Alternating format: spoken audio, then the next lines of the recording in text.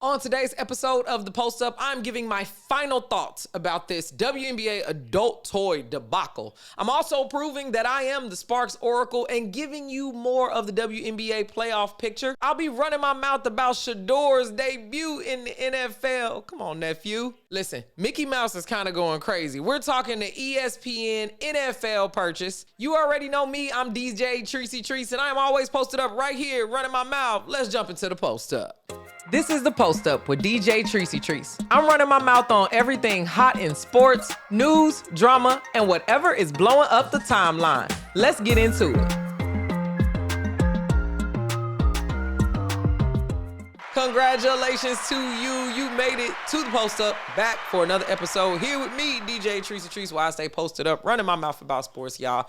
We are in full effect of WNBA season. Now the NFL is back. We got so many great things happening in sports. So, hey, I appreciate you being here with me. Let's jump right into this WNBA adult toy debacle. I had a social media clip that, of course, went viral. Y'all have been showing love on the social media, so I really appreciate y'all for following me. And a lot of the feedback has actually been coming from non-followers or new people who are followers.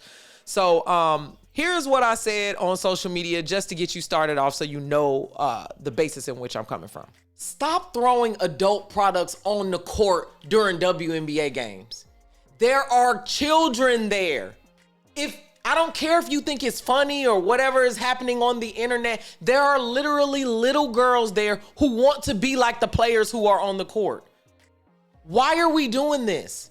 And I don't want to give this topic no airway, but like seriously, I just want to give a different perspective. It's not funny, doesn't work for y'all.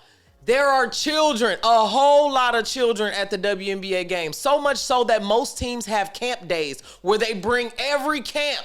Boys and girls club, girls, they're at the games, y'all. Stop, knock it off. It's not funny. I don't know how you thought it was gonna be funny, but let's just come to the games and be fans. Just sit down, clap your hands, go get you something to drink and go home. Knock this off. Okay, so you heard what I had to say there. And you know what I didn't expect? I didn't expect for so many men to double down on this thing being funny. If you go to my TikTok page and just read the comments, they're disgusting. I have honestly moved all of my comments to an AI product because when I did that RG3 and Shaq short, that got like 1.3 million on just Facebook alone. And there was like 2,900 negative comments. As well as I've been talking about the whole WNBA pay us what you owe us situation. Men don't believe that women should be paid equally across the board. So no surprise there that there was an overwhelming response of guys just being weirdos. So shouts out to all the guys who have been in my social media DMs and in the comments fighting a good fight, because I don't believe this is a whole problem about men. I think it's just these immature guys who think these kind of things are funny. The Athletic wrote about a possible correlation of the crypto bros having some hand in this dildo throwing thing. They're throwing them on the court and betting on what the color of the dildo will be. In response, the WNBA put out a no bag policy, effective immediately. The same game that they put that in, somebody threw another dildo on the court of the Chicago Sky. Here's why this is disgusting and gross. In a league with predominantly, with 100% women, first and foremost, 100% women, and a large amount of LGBTQ plus members, throwing an adult product on the court is sexual assault. It feels like SA, okay?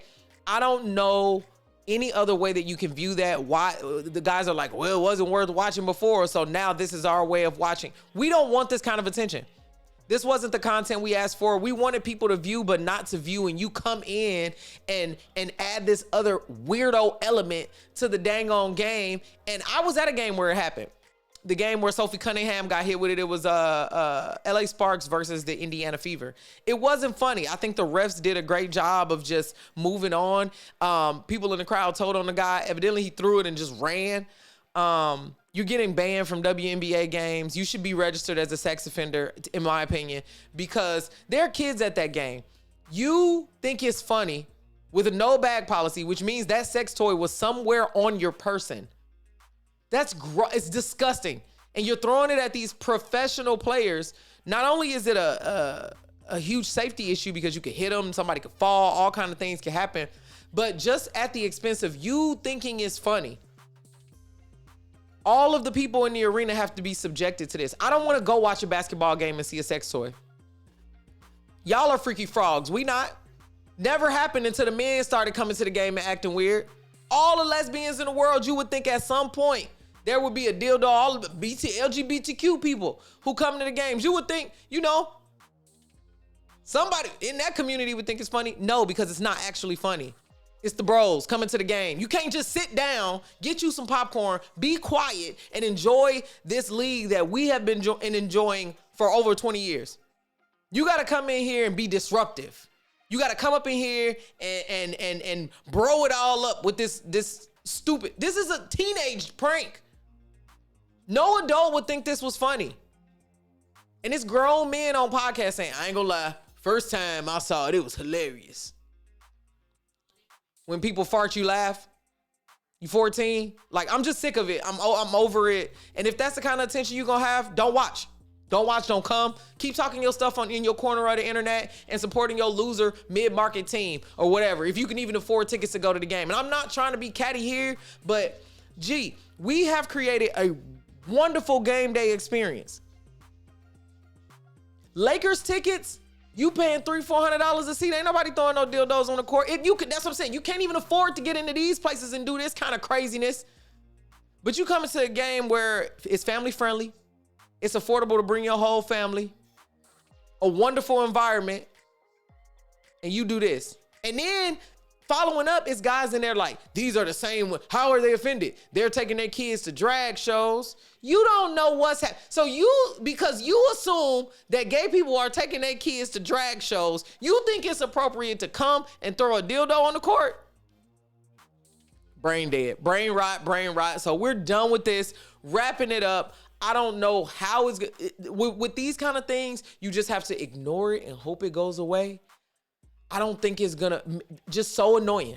So annoying. And I'm not man hating on this mug. I love men who love the W. I love arguing, going back and forth. There's so many respectful bros, but this is ridiculous. And if you don't think that, imagine your daughter, a grown man throwing a sex toy and it falls in front of your daughter. What kind of father are you? What kind of uncle are you? What kind of brother are you? That you would want this to happen to your sister, your daughter, your niece. Knock it off. Knock it off. It's not appropriate, so let's just stop. And that's all I'm going to give this. I promise you, y'all. Next podcast, I'm not talking about it. But it continues to be a problem, so it's like, you got to say something. You got to say something, and I have not heard at all the kid part of it. And I was especially triggered because that Indiana Fever game, we had a pregame tailgate at Amy Square Pizza. Shout out to them, friend of the show. I'm sitting there, I'm passing out, it's little girls in Caitlin Clark jerseys. I'm passing out Sparks bracelets. They like, okay, I'll wear, friendship bracelets to the little kids. Only for that to happen, like, let's knock it all the way off. I'm moving on to a new subject, and we're not talking about this next week.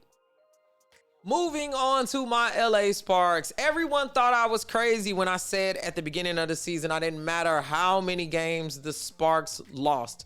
Every time we would lose, we were on a 5-game winning streak, people were just DMing me saying, hey, how they gonna make the playoffs? How they gonna make the playoffs? I specifically said after All-Star break, once Cameron Brink is back and everyone is healthy, the Sparks would go on a tear. Just based off of the resume of the players that were there. People, again, said I was crazy. They were too far behind. Don't know if the coach was working out. Very confused about why we were letting go of certain players. Myself included on that, especially with the Odyssey Sims cut. But I want to give credit where credit is due.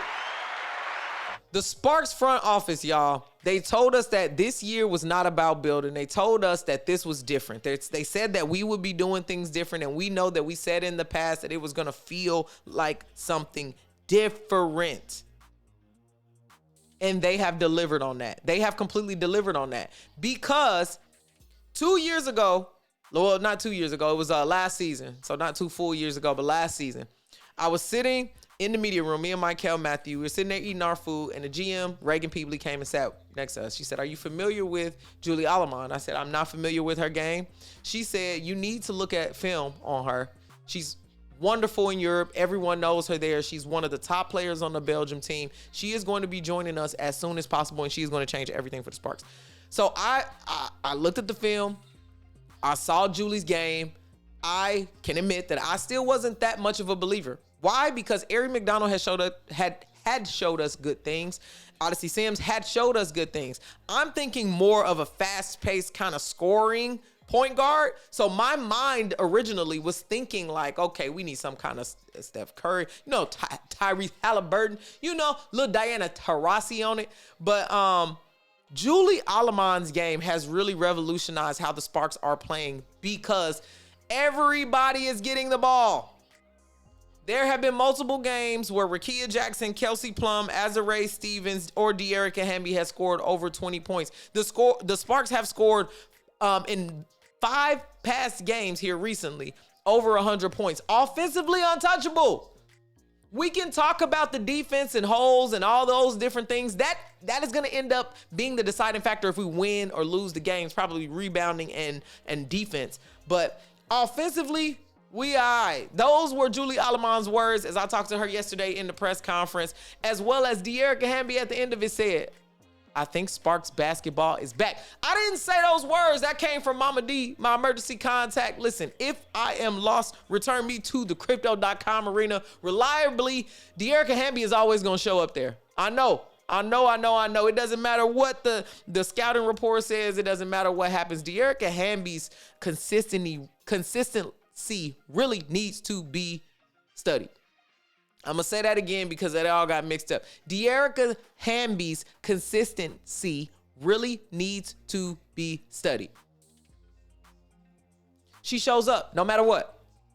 She's getting rebounds. She's hustling. She can play 40 minutes. She's going to find a way to score, even when she's getting blocked by Tina Charles, even when she's going up and getting rough fouls. De'Arica Hamby is just changing the game. And then we got Rickea Jackson.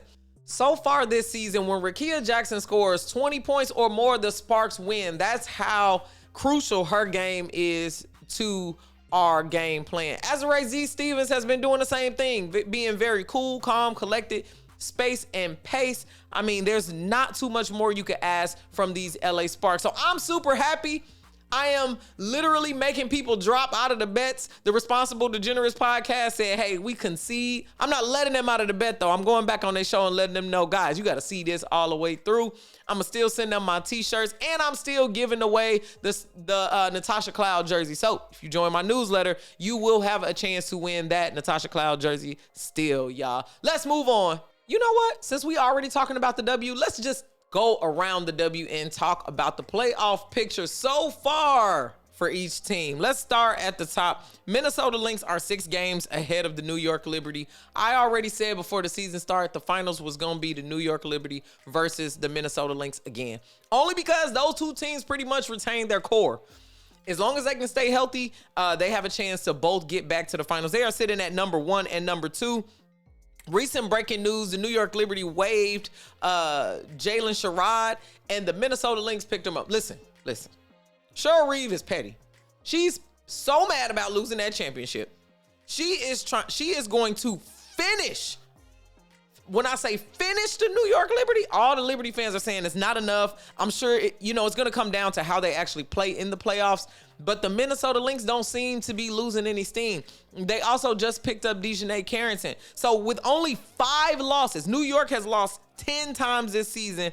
The Minnesota Lynx are sitting at 26-6, and Fee has been injured sometimes. They are winning without her. Those two teams are locked in at number 1 and number 2. I don't see those changing. Those will probably be locked in for the playoffs. Then moving on to the Atlanta Dream. They are 19-11. They could pass New York. The Atlanta Dream are having a really good season.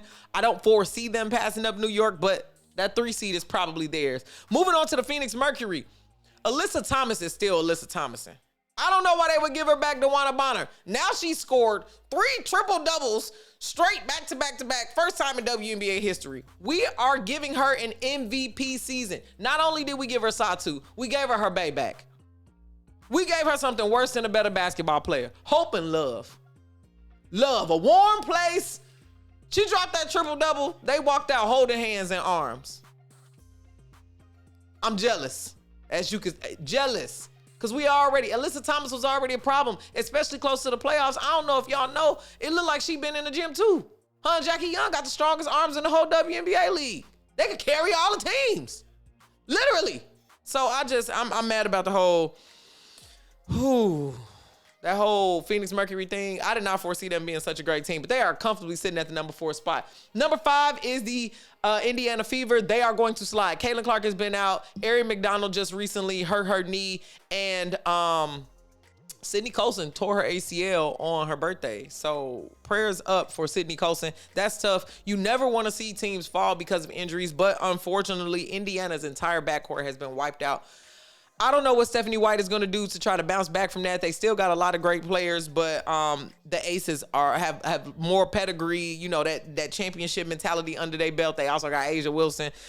So the Indiana Fever and the Las Vegas Aces are currently tied for the 5th and 6th spot at 17 and 14. I'm thinking the Aces are going to go up there. Also, the Seattle Storm is number 7, 16 and 15. They're going to keep winning. I think they are going to go up.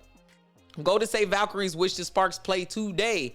They are 14 and 15, right neck and neck with the Sparks. I'm saying the Sparks are going to take the win because Monique Billings is out with a foot injury, as well as Kayla Thornton is out for the rest of the season with a knee injury. So I think we're going to take it there. Underneath the Sparks is the Washington Tank It Mystics. I told y'all.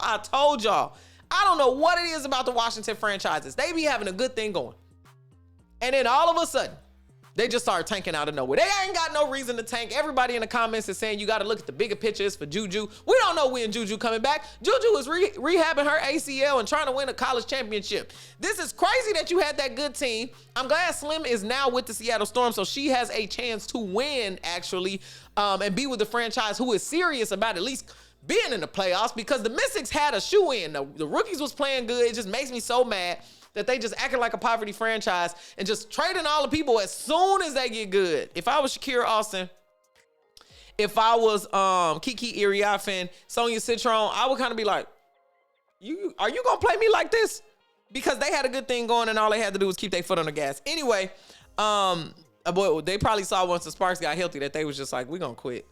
And I get that. I get that. A lot of y'all probably just looked and saw that the Sparks was getting more healthy and y'all was like, all right, cool. We just chill. And rightfully so. Bow out. The Chicago Storm are sitting number 11, 8 and 22, and I don't see no way in coming back from that. Dallas Wings, 8 and 23. Hate to see it. That team should have been a lot better, and Paige Beckers is having one hell of a season. Okay? I don't know what the hell is happening in Dallas. I understand that they are rebuilding. They lost a lot of their players, but trading away Dejanay Carrington, it's almost like they conceded this season because they have Paige and they just want to build around Paige a little bit more, but the coach is having a tough time. Chris K, shouts out to him, former Sparks assistant coach as well. GM Kurt Miller over there trying to do his thing. I don't know what's happening, but it's not going well. So hoping Dallas can turn the tide, but they too far behind, 8 and 23. Connecticut Sun also 5 and 24, y'all. That's the bottom team, bottom league. They just sold to the Boston Celtics ownership, so the team should be moving to Boston. I would also like to highlight that the WNBA commissioner did not bring that deal to the board again, proving that if the WNBA wants to make money, why we don't know about the deals? Why the deals is going through secret? Why is it doing the you know what I mean? Like, come on. This is the Connecticut Sun moving to Boston is a $500 million move, just like the Golden State Valkyrie. There is a winning culture there. The Golden State Valkyrie went and installed themselves right into where the Warriors were winning already. Okay, the Sparks and the Lakers have banners, both two teams, banner. Even the Washington Mystics and the Washington Wizards both have one banner each. So we just want to see that Connecticut team. I'm excited to see them move to Boston. A lot of people are saying they want to continue to see them in Mohegan Sun because they built a culture there. They might have a name change. I'm not sure. The Connecticut Sun, you see their jersey say Keesusk. They have ties with the Native American community there, and that's what that means. Keesusk just means sun in their language. So anyway, that's what's happening around the WNBA. Let's move on, y'all. Let's keep it rolling. Moving into NFL news, I want to start off talking about my nephew. For those of y'all that don't know, he's not my blood nephew, but I love him like a nephew. Shedeur Sanders and the primetime effect, y'all.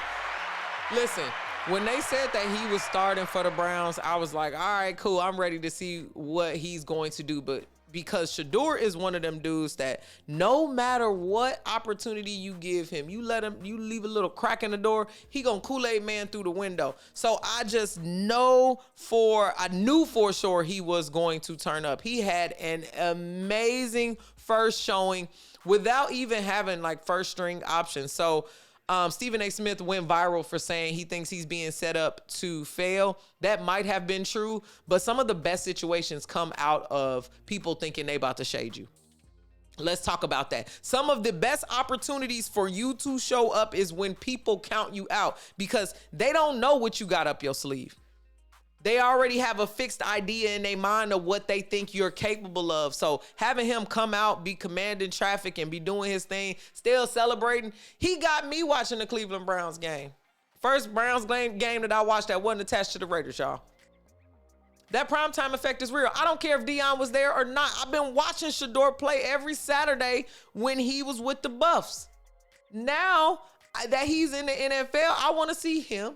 And I want to see Travis Hunter. I want to see my nephews. I will be watching Jacksonville. So there is for sure a level of fandom about supporting the actual players and not the teams. I could care less about how good the Jacksonville Jaguars are going to be. I'm glad that Travis Hunter is excited to go to that team. I could care less about the overall impact of the Cleveland Browns. But do I want to see Shedeur do well? Absolutely. Do I want to see Trav do well? 100%.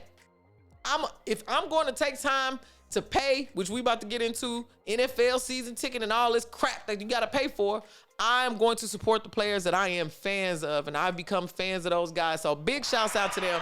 Jackson State to Colorado to the NFL, taking advantage of every opportunity that you got.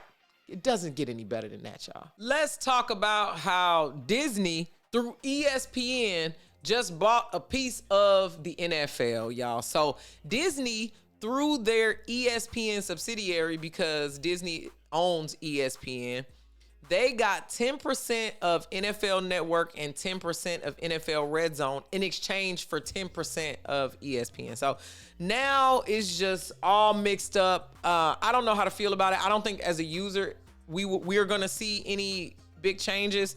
I just think Mickey Mouse is doing too much. Okay, Disney gonna own everybody. I don't want to see all of this content in the Disney Plus app unless they name it something else. Maybe it a long play is to just name it TV Universe. It's too much going on. On top of, unless Disney is going to minimize some of the costs I have to pay to watch every game. Y'all know how expensive it is to watch every NFL game? Let's go through how expensive it is for each NFL subscription. So the first one is NFL Plus, first subscription needed. This one is for live out-of-market preseason games, local and primetime regular and postseason games. NFL Network, NFL Plus is $7 a month or $14.99 a month for premium. So if you want to do more than just listen, you're going to have to get the premium. So that's already $14.99. NFL Sunday Ticket. This was crucial. It says it's crucial for watching out-of-market games on Sundays specifically. So on Sundays, my NFL Sunday Ticket is where I watch on YouTube TV, and it's got all the stats and stuff. It is my preferred watching method. It costs way too much money. It's $449 total, and it's $112 per month. But it says for YouTube TV subscribers, which is me, $87.25 per month, and then 4 month. Wait a minute. Oh, it's an additional $87 per month for NFL Sunday Ticket on top of the already $90 a month YouTube TV. So if y'all want to send the girl a little bit of coin just so I can have enough money to watch all the games that I'm talking to y'all about, I love that. Cash App in the description. All right. Other streaming. Peacock, ESPN Plus, Amazon Prime, Netflix. Amazon Prime is like $12. Netflix is $20 depending on what you got. Peacock, that's another time. So it's just like payment plans. Total cost at minimum $651. On the higher end, if you got the plus of all of these, $1,500. I ain't got no tickets to the game. $1,500 should be able to get me in the game, a season ticket, in the back something. But we're paying $1,500 a month to watch it from our homes. This is wild, y'all. I don't know what is happening, but hopefully this Disney ESPN NFL merger or whatever will flatten some of these costs. Because if ESPN owned Disney and all of this, why are we paying ESPN and Disney and Red Zone and all these different places? So Next year, this might look a little bit different, but I just want to let y'all know that something weird happened there with the who bought who. NFL is now part of ESPN. ESPN is now part of NFL, which for me, how you gonna report on it? This is the time for individual, independent people like me to just talk your stuff on the YouTube. And it's the final altar call that I'm gonna end the show on. Thank you so much for listening to another episode of The Post Up, y'all. Every single listen matters for people like me. I'm creating all of this on my own, beginning to end. Shouts out to all of the people over at Revolt, just helping me out, giving me some structure, believing in me, promoting my show. This is new. This is the first month of me with Revolt. I will tell you, for all of y'all that are day one post-uppers, I'm about to just forget about the once a week podcast cadence. There's going to be so much sports happening that I'm about to just pop up whenever I want to. So make sure you subscribe to my newsletter. That is in the description. Make sure you like, share, subscribe this specific video so that you can get the next video that comes out, and send it to all of your sports fans who follow every single game, who are watching, everybody in your group chat pretty much. If you want to get those breaking news shorts, make sure you follow me on all social media platforms at DJ Trice. That's at DJ TRICEY. Shouts out to y'all for just making this show what it is and coming back week after week. It's only up from here. I got some Patreon things that are cooking as well. More in-person things that are popping up. So next episode, I'll tell y'all about that. But if you like what you've seen here, shoot me a DM, comment on the video. I just want a little feedback, constructive criticism. I need to know what's going on here. I enjoy running my mouth about sports. Post it up right here. I go by the name of DJ Trice, and this is The Post Up, and I will catch you on the next episode. All right, that's a wrap on The Post Up. I ran my mouth, said what I said, and now it's your turn. Drop a comment, share it, and come back tomorrow, because I'm not done talking. And make sure you follow me on social media at DJ Trice. That's at DJ TRICEY. I'll be posted up here, y'all.